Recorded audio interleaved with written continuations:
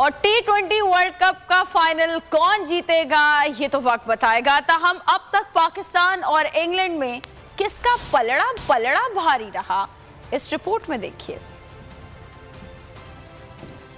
मारे का मैदान कौन रह जाएगा खाली हाथ, फैसला इतवार को होगा। एदादो शुमार पर नजर डाली जाए तो T20 फॉर्मेट में इंग्लैंड को पाकिस्तान पर वाज़े बरतरी हासिल है। दोनों टीमें अब तक 28 T20 मैचेस खेल चुकी हैं। 17 में इंग्लैंड कामयाब रहा, 9 में पाकिस्तान ने फतह समेटी। एक मैच ड्रॉ और एक मैच बेनतीजा रहा। T20 वर्ल्ड कप में खेले गए मुकाबलों में भी इंग्लिश टीम का पलड़ा भारी है। वर्ल्ड कप से कबल खेली गई 7 T20 मैचेस पर मुश्तमिल सीरीज में भी इंग्लिश टीम ने फतह समेटी थी।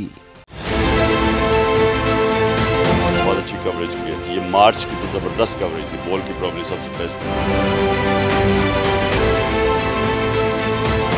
सबसे ज्यादा रील्स और सबसे ज्यादा रेटिंग के साथ बोल रहा नंबर 1। सब्सक्राइब करें और बेल दबाएं ताकि कोई खबर रह न जाए।